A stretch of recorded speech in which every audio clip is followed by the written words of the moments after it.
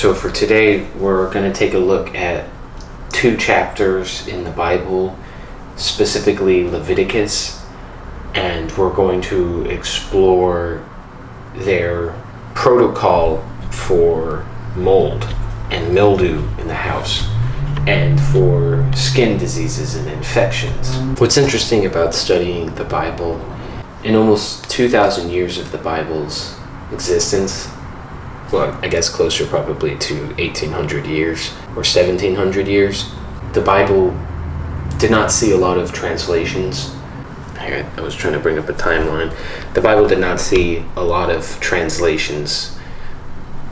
You have a couple of the old languages. 700s is the first time it was in Old English, and then 1400s slowly getting translated into more languages, and then the King James Bible in the 1600s. And even more recently was the actual Mass. The church service was kept in Latin, and only from Vatican II was it allowed to be translated. The actual Mass was allowed to be worshipped in a language other than Latin. So you have a very brief period of time in just the last few decades that the church services, the Catholic worship and interpretation of the Bible gets translated out of some of these older languages. And the Bible itself, even though they did translate it into some of these other languages, public education was very sparse, especially for reading. You didn't really have anyone other than the wealthy or clerics who knew how to read. And so the information of the Bible was kept very elitist. You could say it was just kept in the upper echelons of society. What this means is, in the Bible's history, or Christianity's history, you have a very brief and recent time period where the average person was able to actually read the Bible and study it, or even participate in the rituals, the Mass, in whichever language you spoke. It was Latin for most of history. Other than that, you've had 2,000 years of influence in which you couldn't criticize the church much, and even if you criticized it, it was probably because you were going to have your own version of it, like Martin Luther or the Protestant Reformation or the Schism and things like that.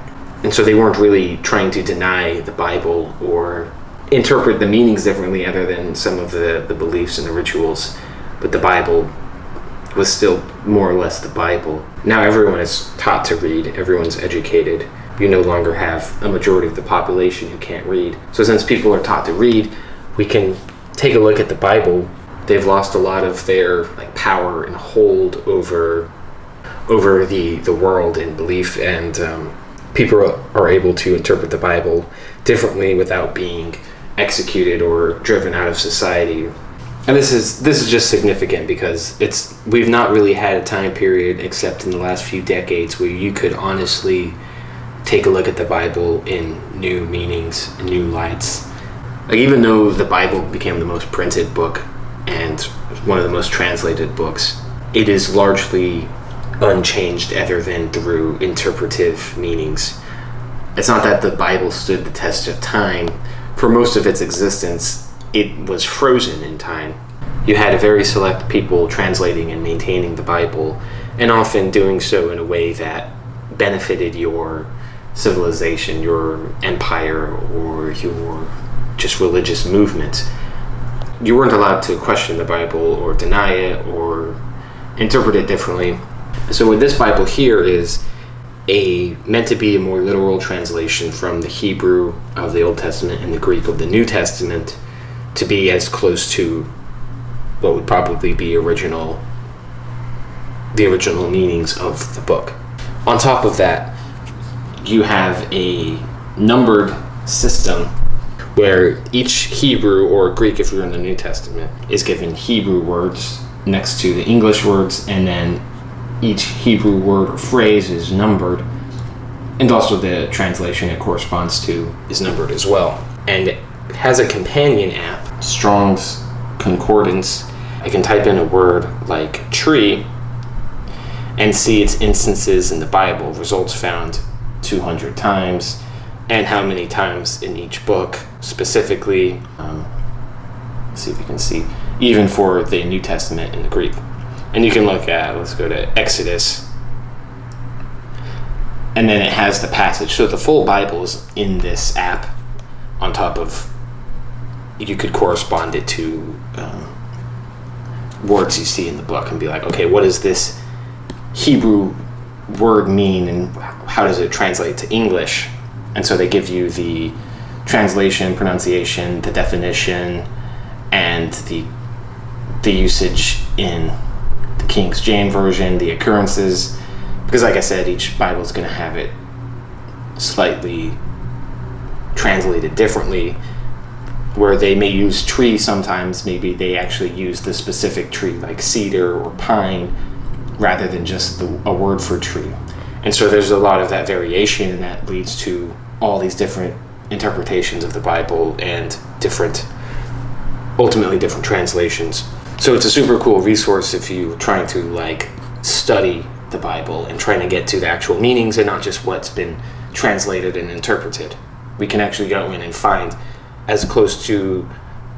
reliably as close to the source of the actual meanings that these people gave these words and these ideas.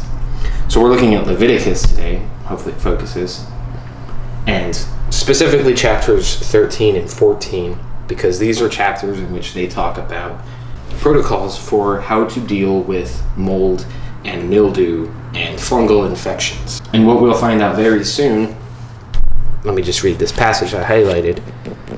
When a man has a rising in the skin of his flesh, or a scab, or a bright spot, and it shall become in the skin of his flesh the plague of leprosy, then he shall be brought in to Aaron the priest, or to one of his sons the priests. So immediately we see that in this time period, these people viewed infections as needing a religious cure to it. I think we're at the point of our study that we can now go into actual documents and religious texts and historical records and whatnot, and look for specific passages that talk about what's actually occurring on the microbial level and how they viewed it as being of spiritual significance. So if you had some sort of skin problem, you needed to go to a priest. And they use the word leprosy, and so we can take a look at what leprosy means. So we can either type in 6883 or the word leprosy. So let's type in 6883 in the code for leprosy. Transliteration Sarath. Obviously I don't speak Hebrew, so my pronunciation's bad. But you can see the word here, the definition from leprosy, and you can see down here how many times it was used. So let's just click on Leviticus. We could even find this specific chapter 13 verse 1 and 2. When a man shall have in his skin of his flesh arising a scab. So it's the same verse here, and it's highlighted in red of leprosy. Let's click on, the definition's up there, but normally you could click on it. Like if I wanted to click on this word, what it means. But it's right here at the top. And so now what we can do is copy that Hebrew word. We can go into Google, type it or paste it. So I write the same word here. And we can see what this says. Zarath, variously transcribed into English and frequently mistranslated as leprosy, describes various ritually unclean disfigurative conditions of the skin, hair of the beard and head, clothing of linen or wool, or stones of homes in the Bible. So what they mean when they say leprosy is any sort of skin condition, or we'll get to that later, affliction in the clothes or the house, which would be mold or mildew primarily. And for skin infections, obviously you have some bacterial infections like leprosy, but they just meant in the Bible, it was a basket term for any sort of skin infections, which we understand today is primarily being fungal or bacterial. And so you can see that they had a fungal infection. They needed to talk to a priest. And we'll go into why in a minute. And the priest shall look upon him and shall pronounce him unclean. So this is important because this idea of unclean, pull up our app again, we can find the specific 29:30.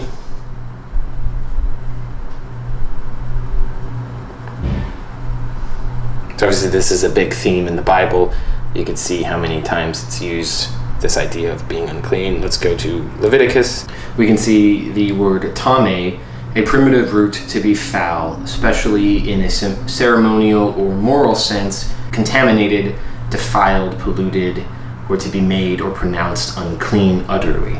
So it's this idea that it's not just being dirty or unwashed. This term they're using, tame, meant more in a religious sense of there's something unholy about you, something defiled, something polluted in that ceremonial or moral sense. And they use this anytime you have someone with one of these infections. They were considered unclean and they were pronounced by a priest. They didn't have a physician or any sort of like medicine man do it. It was up to the priest to declare if someone was unholy, if they were unclean.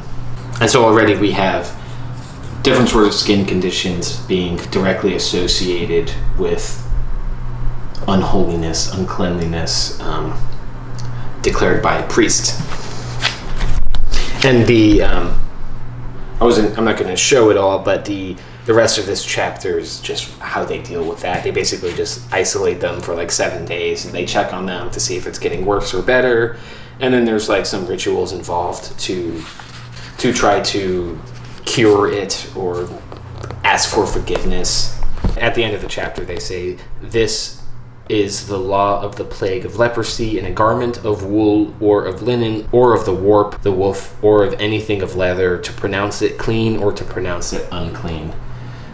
Again, we have the Hebrew translation of unclean or clean.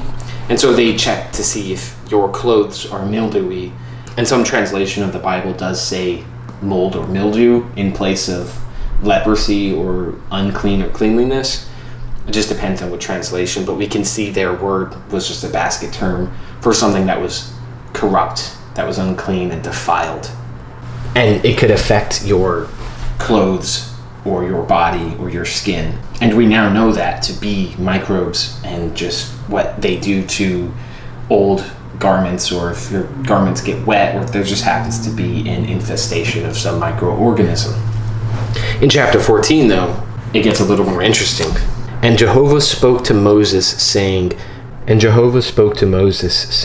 "This shall be the law of the leper in the day of his cleansing, that he shall be brought to the priest, and the priest shall go out to the outside of the camp, and the priest shall look, and behold, if the plague of leprosy is healed in the leper, then the priest shall command, and he shall take for him who is to be cleaned 2 clean living birds, and cedar wood, and scarlet, and hyssop." So after someone is unclean, and they've been so for a week or so, they usually say 7 days, but the priest will go out to the outside of the town because they didn't want it spreading. They would then see if he was cured or not. "And he shall sprinkle on him who is to be cleansed from the leprosy 7 times, and shall pronounce him clean. And he shall send out the living bird into the open field, and he who is to be cleansed shall wash his garments, and shall shave all his hair, and shall bathe with water, and shall be clean." They have a protocol for deep cleaning all of their objects and their body. And there's that sense of they're trying to use rituals and use the power of the priest to command that the leprosy is gone and declare it to be clean. And just shows you that they didn't really know exactly how to fight it off. Fungal infections and bacterial infections, they can come in a multitude of ways. There's so many of those organisms. You can have all kinds of different skin conditions and infections and just different plagues and leprosies, as they would call them.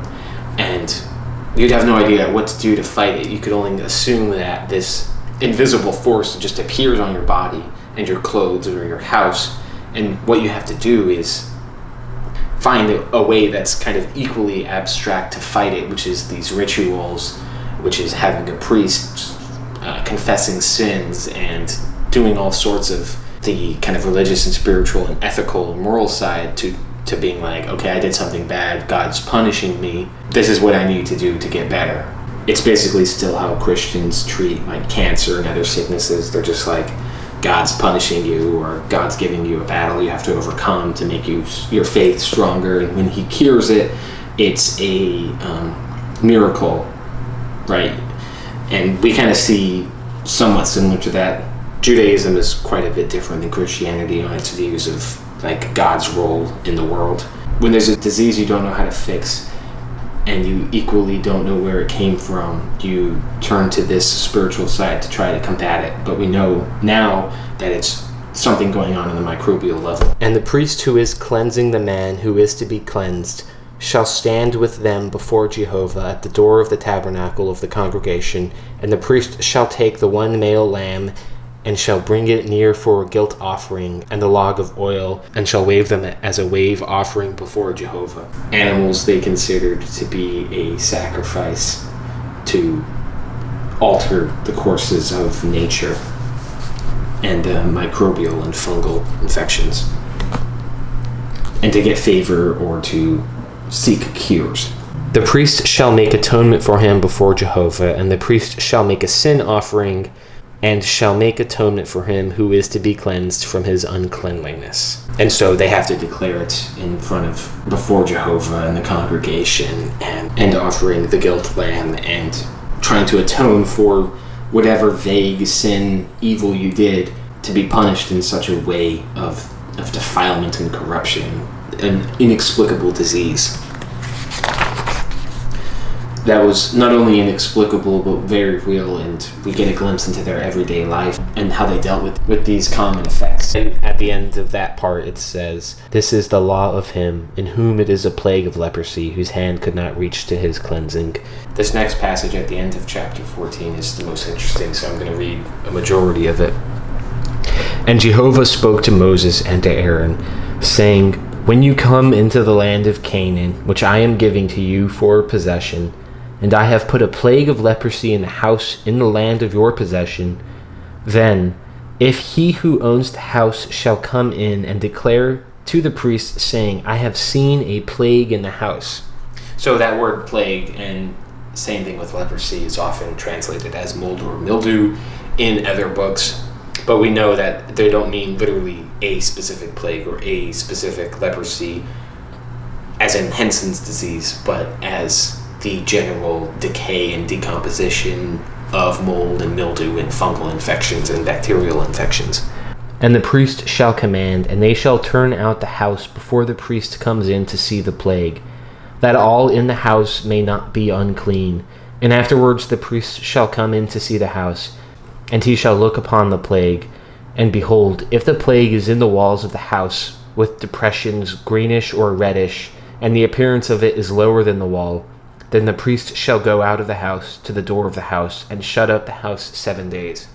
So if they find a bunch of infections, a bunch of mold and mildew spots, they're basically just going to lock the house and go away and make sure everybody goes through the cleansing rituals Who lived in the house or who entered the house. Because they just understood if you were near the corruption, you got sick as well, or there was a good chance you could. And what they couldn't see, obviously, was spores, so they just viewed it as some spiritual or moral affliction. But it is a clear description of mold or mildew. Nothing else is going to cause this effect of a house. "And the priest shall come again the 7th day, and shall look, and behold, the plague has spread in the walls of the house. Then the priest shall command that they take out the stones in which the plague is, and then throw them into the unclean place outside the city. And he shall cause the house to be scraped inside all around. And they shall pour out the dust which they have scraped off at the outside of the city, at the unclean place. And they shall take other stones, and bring them into the place of the stones. And he shall take other clay, and shall daub the house." So after 7 days, if the infection is getting worse, they're just going to remove any piece that it's touching and find some place to dump it, throw it away, scrape off anything that has the mildew infection, which is what you have to do once you see mildew. Once you can actually see it, you're actually looking at, one, the result of its consumption, and two, the actual fruiting bodies, because the mycelium and the spores are microscopic, but once they start to fruit, you can actually see them. And when you get to that point, they've already eaten through large portions of the wall or clothing, and same thing for your skin as well. When you get to the point that you can see it, it's really infested and ingrained in there. And something I find fascinating about this first line, when you come into the land of Canaan, which I am giving to you, and I have put a plague of leprosy in the house in the land of your possession. And then if he who owns the house shall come in and declare to the priest, saying, I have seen the plague in the house, and the priest shall command, and they shall turn out the house. What God is basically saying is that I promised to give you Canaan, right, the land of Canaan, and I'm going to make them sick. I'm going to have their houses infected with mold. And when you get there, if there's still mold present, you're going to need the priest to remove it. You can almost see that this like inexorable mold force, which they are trying to weaponize, even in just like hopeful, wishful thinking and trying to declare or trying to ask God. Or maybe this was after the fact. Maybe in Canaan there was really bad mildew problems, and so they associated that with God was punishing the Canaanites so that the Israelites could. And what these kind of rituals tell us is that there was not really any amount of action God or Jehovah himself could take to eradicate the mildew. It either went away on its own, or you had to scrape it off and replace the parts. Because Jehovah in Judaism is almost a more nihilistic being. It's somewhat of a bleak God. And you can see that they warped their religion around inexorable forces and tried to personify and associate why things were happening and what could be done about those things, which they had no reason to think that it was microbes. But the conclusions they came to are fascinating, and they reveal a lot about the people and the ancient view of what these processes were happening, which is just the mainly decomposition and the chemical and microbial interactions of the world going on that will suddenly lead to all kinds of different effects and different diseases or healing or what have you. And so we really get a glimpse of that in this chapter especially, but all of Leviticus in general gives you that lens over their everyday life. When the priest shall come in and look, and behold, if the plague has spread in the house, it is a corroding leprosy in the house, it is unclean. And he shall break down the house, its stones and its wood, and all the clay of the house, and he shall carry out to the outside of the city to an unclean place. And he who goes into that house all the days he has shut it up shall be unclean until the evening. And he who lies in the house shall wash his clothes, and he who eats in the house shall wash his clothes. So if you just go anywhere near that house, you're going to be considered unclean at least for a day, and obviously more if you turn out to be infected. But you have to destroy the house, and they have a designated unclean place where they're just going to dump all this moldy, mildewy stuff. Well, they didn't know about spores. They knew that it had this miasma, this odor, or just an influence that permeated near wherever it was, and you had to then clean everything associated with you or with that house, which is the correct protocol for it when it gets that bad. And I'm sure mildew and mold was a significant problem, and still is for humans, especially given our houses, and they are the perfect breeding grounds for many different molds and mildews. And if the mold is removed, the priest shall pronounce the house clean, for the plague has been healed. So again, it's clean in a moral and ceremonial sense. It's not just like a normal like, okay, your house is clean now. It's the priest has to come in and declare that your house is now holy and sanctified again. And he shall cleanse the house with the blood of the bird, and with the running water, with the living bird, and with the cedar wood, and with the hyssop, and with the scarlet yarn, and shall atone for the house, and it shall be clean. So you have to go through the process of atonement. This is the law for every plague of leprosy, and for a scurf, and for leprosy of a garment, and of a house, and for a swelling, and for a scurf, and for a bright spot, to teach when it is unclean and when it is clean. That is the law of leprosy. So they just have a whole couple chapters dedicated specifically to mold and mildew in this religious Bible, in this religious text. And this is just part of their background, everyday life, and their rituals and their superstitions. And we clearly see through this example and how the microbial forces are given religious context. That's the end of the chapter. The rest of Leviticus is still pretty interesting. It goes into, just in general, all of their beliefs and stuff.